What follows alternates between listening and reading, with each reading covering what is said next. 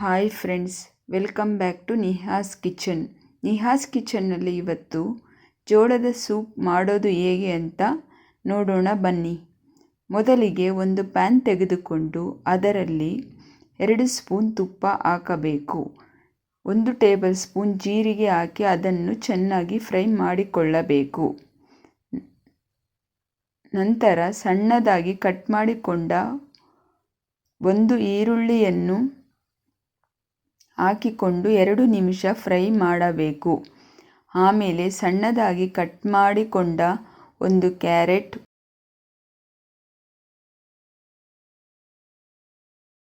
1 capsicum,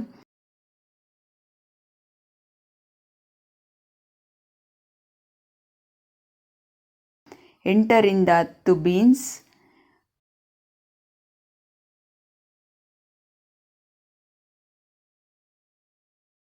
ಅರ್ಧ cup cabbage ಎಲ್ಲವನ್ನು ಸೇರಿಸಿ ಒಂದು ಸಲ ಕಲಿಸಬೇಕು.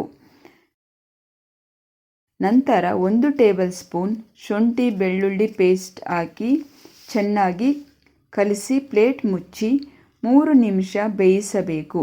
ನಂತರ ಸಣ್ಣದಾಗಿ ಕಟ್ ಮಾಡಿಕೊಂಡ 1 ಟೊಮೊಟೊ ಸೇರಿಸಿ ಒಂದು ಸಲ ಕಲಿಸಬೇಕು. ನಂತರ ಪ್ಲೇಟ್ ಮುಚ್ಚಿ 2 ನಿಮಿಷ ಬೇಯಿಸಬೇಕು.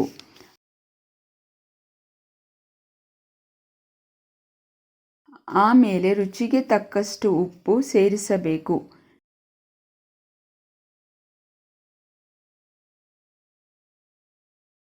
ನಂತರ 4 ಬೌಲ್ ನೀರನ್ನು ಸೇರಿಸಿ ಕುದಿಸಬೇಕು.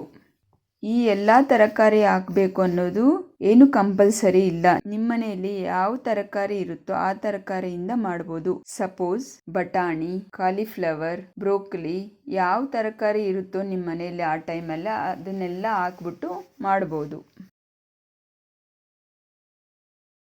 1 ಬೌಲ್ನಲ್ಲಿ 6 ಟೇಬಲ್ ಸ್ಪೂನ್ ಜೋಳದ ಹಿಟ್ಟನ್ನು ತೆಗೆದುಕೊಂಡು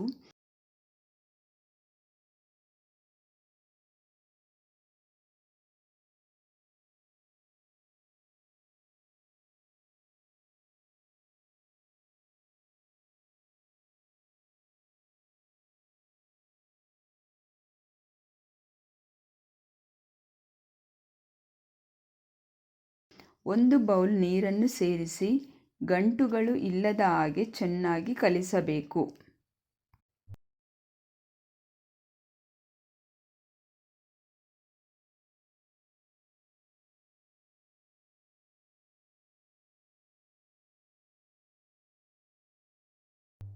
ನಂತರ ಸ್ಟವ್ ಮೇಲೆ ಇರುವ ಪ್ಯಾನಲ್ಲಿ ನೀರು ಕುದಿಯುತ್ತಾ ಇದೆ.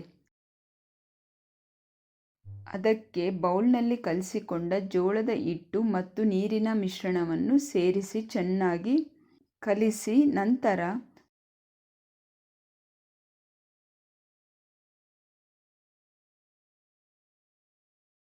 1 ಕಪ್ ಕೊತ್ತಂಬರಿ ಸೊಪ್ಪನ್ನು ಸೇರಿಸಿ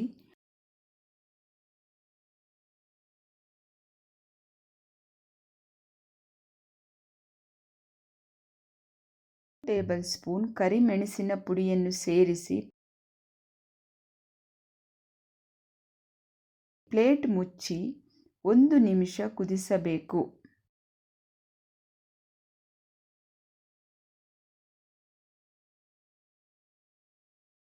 ನಂತರ 1 ಬೌಲ್ನಲ್ಲಿ ಸೂಪ್ ತೆಗೆದುಕೊಂಡು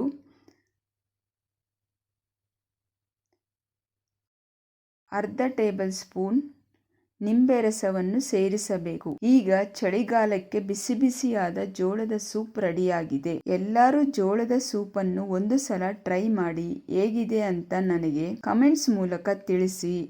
ನನ್ನ ಚಾನಲ್ನ ಸಬ್ಸ್ಕ್ರೈಬ್ ಮಾಡ್ಕೊಳ್ಳಿ, ಲೈಕ್ ಮಾಡಿ. Thanks for watching.